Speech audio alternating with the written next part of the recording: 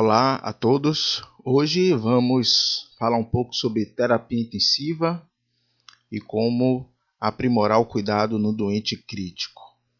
Bom, primeiro, o que é terapia intensiva? Terapia intensiva é uma área de atuação dos profissionais da saúde que cuidam de pessoas com doenças críticas ameaçadoras à vida. E por que a gente fala dos profissionais de saúde?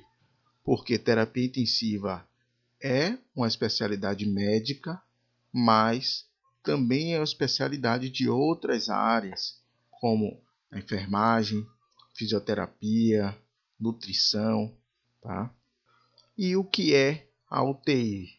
A UTI, a unidade de terapia intensiva, é a área de atuação desses profissionais, médicos, enfermeiros, fisioterapeutas, e é a área crítica destinada à internação de pacientes graves que requerem uma atenção especializada de forma contínua, com materiais específicos, tecnologias necessárias ao diagnóstico e monitorização. Essa é uma das partes mais importantes.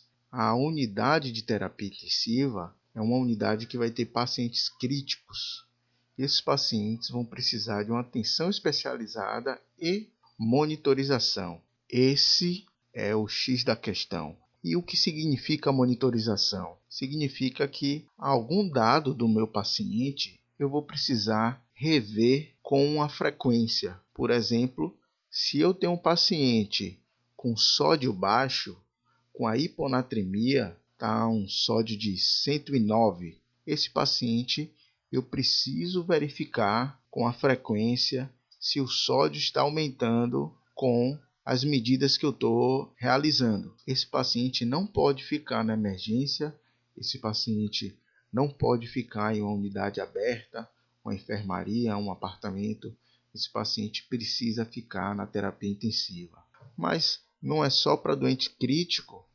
Bom, se é uma situação ameaçadora à vida e o paciente precisa de monitorização, ele precisa de UTI. Por exemplo, se o paciente fez crise convulsiva, essa crise convulsiva é refratária, ele tratou a primeira vez, fez um diazepam, o paciente continua fazendo crise, você precisa fazer de novo, você vai ter que ficar monitorizando esse doente, uma monitorização neurológica. Esse paciente precisa de uma UTI. Se você tem um paciente que tem uma dor torácica e subiu marcadores de necrose, alteração do eletro, esse paciente vai precisar de fazer uma monitorização cardíaca. Esse paciente precisa de UTI. Então, situações que o paciente precisa ser monitorizado, esse paciente precisa de UTI. E a gente tem 3 formas específicas de monitorizar esse doente na UTI. Um é o próprio monitor, tá? É um aparelho que eu vou colocar eletrodos para ver a parte cardíaca, um manguito para ver a pressão, um oxímetro para ver saturação, tá? Eu consigo ver frequência respiratória, temperatura. Então, todos os sinais vitais eu vou conseguir ver continuamente no meu doente.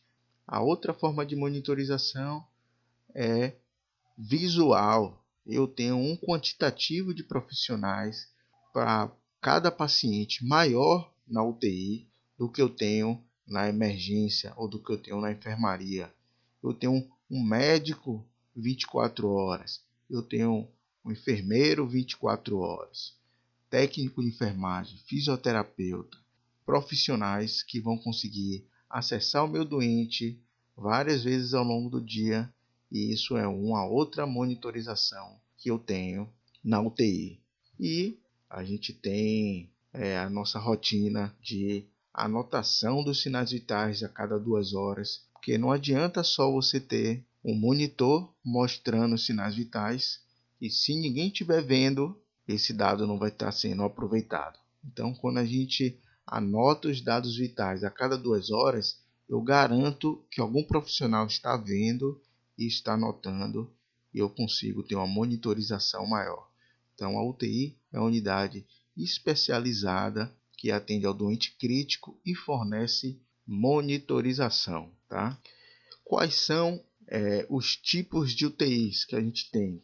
Quais unidades especializadas a gente tem?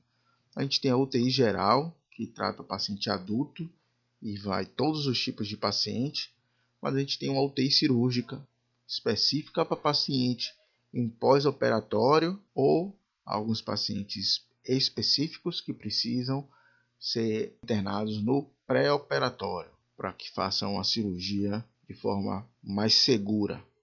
A gente tem UTI coronariana ou cardiovascular, que vão ser específicas para paciente com problemas cardíacos. A gente tem UTI neurológica ou unidades de AVC, onde recebe paciente com problemas neurológicos, então é uma unidade especializada. A gente tem UTI pediátrica e neonatal. A gente tem unidades de queimados, que também são pacientes críticos que requerem uma atenção diferenciada, tá? Dentre outras, são possibilidades de unidades especializadas onde você vai direcionar pacientes com problemas específicos. E quais profissionais trabalham na UTI? A gente tem na UTI uma equipe multiprofissional. E essa equipe ela é formada de médicos, enfermeiros, psicólogos, assistente social, fonoaudiólogos, nutricionistas, fisioterapeutas, farmacêuticos, técnicos de enfermagem, odontólogo, engenheiro clínico e terapeuta ocupacional. Mas eu já fui em uma UTI ou eu trabalho em UTI e na minha UTI não tem todos esses profissionais. E na maioria realmente não tem, porque, segundo o próprio Conselho Federal de Medicina, o que é obrigatório que tenha em todas as UTIs é o médico, o enfermeiro, o fisioterapeuta e o técnico de enfermagem. Nas UTIs, na parte médica, a gente precisa de dois tipos de profissionais diferentes. Um, que é o plantonista, que vai ter um cuidado vertical, diário, ele está no plantão, e um diarista, um médico especializado que vai passar todos os dias. O que é preciso para trabalhar em UTI? A gente precisa ter experiência na área ou um curso de especialização. Esse curso de especialização a gente tem na área médica, principalmente a residência médica e uma pós-graduação. Quando você faz a residência médica, você já tem direito ao título de intensivista, um médico especialista em terapia intensiva. Se você faz pós-graduação, você precisa, ao final da sua pós, fazer uma prova de título. Só assim você vai ser considerado intensivista. Mas e se você não quiser fazer a pós-graduação ou a residência, e se você já tem experiência na área, você pode fazer somente a prova de título, sem ter feito curso ou residência. Isso é possível? É possível. Você precisa comprovar que você tem experiência de no mínimo 6 anos.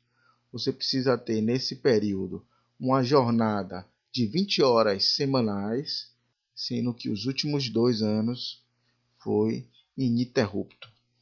Você está apto dessa forma a fazer a prova de título e se tornar também um médico especialista na área, um intensivista. Quais atribuições do médico plantonista?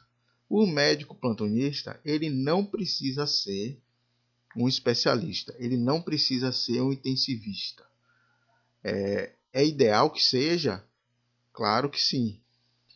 Mas não é a realidade. Na maioria dos lugares a gente precisa de médico para dar plantão na UTI. A gente viveu isso no período da pandemia e a maioria não tinha título de especialista. Mas quais são as responsabilidades dele?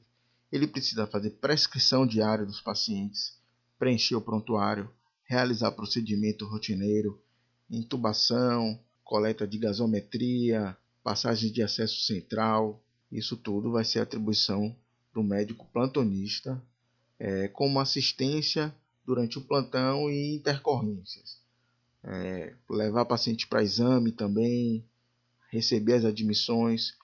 Então, esse médico plantonista que vai estar fazendo essas atribuições diárias de conduta durante um plantão. O outro médico é o médico diarista. Esse precisa ser especialista. Esse precisa ter o título de intensivista. Mas eu também trabalho em uma UTI que o diarista não tem título. Bom, isso está errado de acordo com a Associação Brasileira de Medicina Intensiva, a AMIB, e de acordo com o Conselho Federal de Medicina. Mas, já que a gente tem uma carência de profissional no Brasil, algumas UTIs não vão ter intensivistas para ser diarista.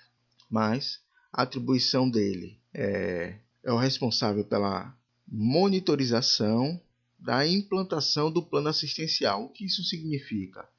Enquanto você está decidindo que no seu doente você vai deixar um antibiótico por 7 dias, no dia seguinte muda o plantonista e ele pode resolver mudar de 7 para 14.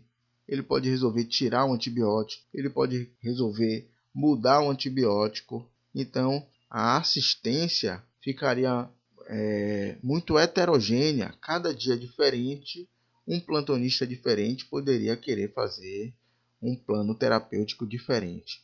O diarista, também chamado como médico horizontal, ou visitador ou rotina, que ele está todos os dias seguindo aquele plano de cuidado no doente, é o médico que vai ter esse cuidado diário. Isso faz que a gente tenha uma continuidade no cuidado. Essa é a principal função do diarista. Claro que em algumas unidades o diarista passa o boletim médico, o diarista fala com os médicos assistentes, com cirurgiões, às vezes ficar na unidade enquanto o plantonista sai para fazer um exame, e se tiver algum procedimento mais difícil, o diarista ajuda, mas a princípio, a principal função é que ele mantenha essa horizontalidade no cuidado. Tá certo? Bom, quais pacientes são atendidos na UTI? Pacientes graves, com risco de agravo ou em recuperação de quadros de gravidade.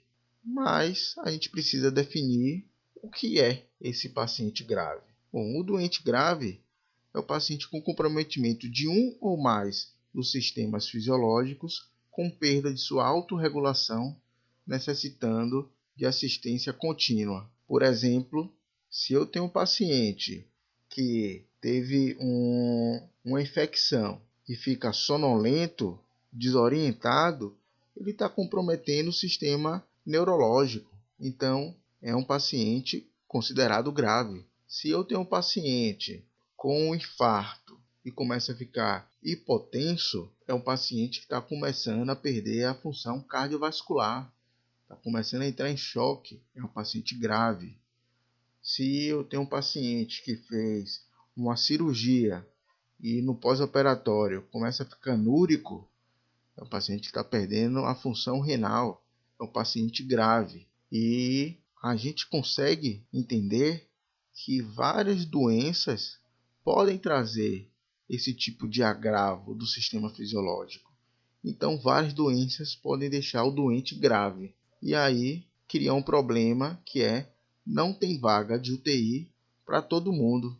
Bom, segundo a Associação de Medicina Intensiva Brasileira, o número ideal de UTI fica em torno de 1 a 3 unidades para cada 10 mil habitantes. Aqui no Brasil, a gente tem esse dado de 2016, a gente tem um total ou tinha um total em 2016 de 40 mil leitos de UTI, uma razão de 1,8 para cada 10 mil habitantes. Mas, se a Associação de Medicina Intensiva Brasileira estipula que seja de 1 a 3 leitos para cada 10 mil habitantes, a razão de 1,8 para 10 mil está dentro desse intervalo. Então, não deveria faltar leito de UTI, segundo o cálculo da própria Associação Brasileira de Medicina Intensiva. Só que, quando a gente vai quebrando esses números, a gente vê que desses leitos, 20 mil são do Sistema Único de Saúde, que atende a 150 milhões de pessoas. Então, a razão de leitos para usuário do SUS fica menor do que um leito para cada 10 mil habitantes. Então, menor do que o recomendado pelas associações brasileiras. Já na saúde suplementar, conhecida como a saúde privada, a gente tem 50 milhões de pessoas. Então, a razão fica de 4,5 para cada 10 mil habitantes, ou seja, acima do esperado. E quando a gente vai olhar em cada estado, a gente ainda tem uma heterogeneidade maior ainda. Dentro do estado, a gente vai ter uma razão de leitos por habitantes maior na capital do que no interior. E alguns interiores talvez não tenha nem suporte de terapia intensiva, não tenha nem UTI. E essa realidade vai piorando quando a gente vai olhar um estado mais pobre, como é o caso de alguns estados do Nordeste, do Norte, onde a gente tem uma quantidade de leitos por habitante muito reduzida. Por isso, essa realidade de que não tem leito de UTI para todo mundo. Logo, para quem a gente vai indicar UTI? Se todo mundo que precisa de monitorização ou todo mundo que tem uma disfunção orgânica precisa de UTI, mas eu não tenho leito para todo mundo, para quem indicar? A gente tem, pelo Conselho Federal de Medicina, algumas definições de quem a gente deve indicar UTI. E a gente vai olhando primeiro o diagnóstico e a necessidade do doente. Então, pela minha avaliação como médico, o diagnóstico desse paciente precisa de UTI, então eu vou indicar UTI para ele. O meu serviço tem disponível UTI? Algumas vezes o meu paciente precisaria de UTI, mas eu não tenho UTI na minha cidade. Eu vou precisar regular esse paciente para outra cidade. Às vezes o trabalho de fazer isso e o risco para o meu paciente é tão grande que eu não vou ter como indicar UTI para esse paciente. Eu vou priorizar o paciente de acordo com a condição. Às vezes eu tenho 2 doentes que estão graves, 2 doentes que precisam regular para uma UTI ou transferir dentro do meu próprio hospital. Então eu vou priorizar o paciente que está em uma melhor condição. Eu vou ter que avaliar a disponibilidade de leitos. Se eu tenho 3 leitos, eu tenho 20 doentes, eu não vou poder indicar UTI para todos. Eu vou ter que ir avaliando essa disponibilidade. E por final, olhar se o paciente tem um benefício de internar na UTI. Eu tenho esse leito de UTI, que eu sei que não tem para todos os doentes, e se eu coloco um paciente que o prognóstico é reservado, que a chance de que ele melhore é pequena, eu vou estar ocupando o leito de UTI e tirando a oportunidade de um doente com uma causa reversível de ter um atendimento especializado. Então, para a gente fazer isso de forma criteriosa, a gente precisa entender quais são as prioridades. Também pelo CFM, ele diz como prioridade 1, pacientes que necessitam de intervenção de suporte à vida, como intubação, como hemodiálise, mas com alta probabilidade de recuperar e sem nenhuma limitação de suporte terapêutico. É um paciente que sofreu um acidente automobilístico, que fez uma cirurgia, é um paciente com uma infecção que você sabe que vai tratar e esse paciente vai se recuperar e você não tem nenhuma limitação. A prioridade 2 seria pacientes que também precisam dessa monitorização, mas ele não precisa de intervenção imediata. Um paciente que tem risco de vir a agravar. Por exemplo, paciente que tem um TCE e um hematoma subdural, ele pode agravar. É um paciente que tem uma dissecção de aorta, que pode agravar. É um paciente que tem uma acidose, que pode agravar. Então, esse paciente, quando ele não tem nenhuma limitação de suporte, seria uma prioridade 2. Terceira prioridade, o paciente que precisa de intervenção, uma intervenção imediata para suporte, mas com baixa probabilidade de recuperação. Esse paciente pode sair com sequela. Um paciente, por exemplo, com AVC hemorrágico, ou um idoso com AVC isquêmico, que você vai tratar, ele está precisando de suporte imediato, mas pode ser que no curso do internamento ele precise de limitar algumas terapêuticas. Eu não vou fazer hemodiálise nesse paciente. Eu não vou usar droga vasoativa em uma vazão tão alta. Esse paciente seria considerado prioridade 3. A prioridade 4, pacientes que necessitam de monitorização, mas não vai precisar ser feita nenhuma intervenção de forma imediata e esse paciente tem uma limitação terapêutica. Então, é um paciente com um câncer e tem uma plaquetopenia. É um paciente que tem risco de precisar transfundir, é um paciente que tem risco de sangrar, mas eu vou limitar essa terapêutica à medida que esse paciente não for respondendo às medidas instituídas. A gente vai fazendo as intervenções, à medida que ele não for respondendo, a gente vai limitando as intervenções. E, por último, pacientes com doença em fase terminal, que são moribundos, sem possibilidade de recuperação. Esse paciente também tem indicação de ir para UTI, para monitorização?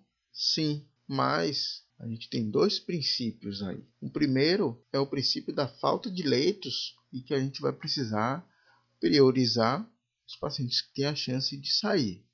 E o outro princípio é: nem toda UTI permite, por exemplo, que o familiar fique próximo.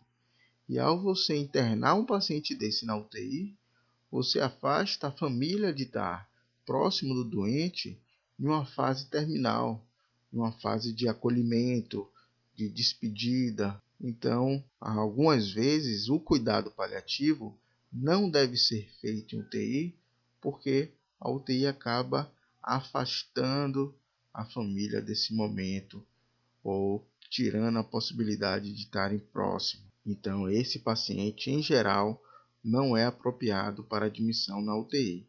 Ele ficaria como a última prioridade.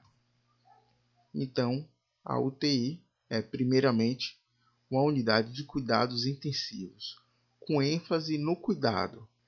Equipe próxima, o médico, o enfermeiro, o fisioterapeuta, o técnico de enfermagem, monitorização. Essa é a diferença entre a UTI e uma unidade aberta, um quarto, um apartamento, uma enfermaria, e entre a UTI e a emergência, que apesar de ter um enfermeiro, apesar de ter um médico, a equipe é reduzida em relação à quantidade de pacientes que vai atender. Afinal, a demanda é de porta aberta. Você pode ter um paciente no dia, como você pode ter 100, diferente da equipe da UTI, que é uma equipe específica programada para aquele número específico de leitos. Tá certo? Se esse é o seu primeiro contato com a UTI, se você está começando a dar plantão, se você tem interesse em dar plantão, seja bem-vindo. Cada vez mais a gente está vendo profissionais interessados por essa área. A gente acredita que o Covid trouxe essa realidade bem à tona, quanto é importante a gente ter UTIs com profissionais qualificados e como isso faz diferença na vida do doente. Então, se você está vindo agora para essa área, se você está se interessando por essa área, seja bem-vindo. Qualquer dúvida, estou à disposição. Vou estar postando sempre vários vídeos sobre esse tema de UTI e fiquem à vontade para perguntar qualquer coisa, mandar mensagem, sugestões de vídeo e a gente vai estar fazendo esses vídeos com muito carinho, tá certo? Então, obrigado. Não esqueçam de curtir o vídeo, de recomendar para pessoas que vocês acham que vão se interessar também e seguir a página, tá certo? Até o próximo vídeo. Tchau, tchau.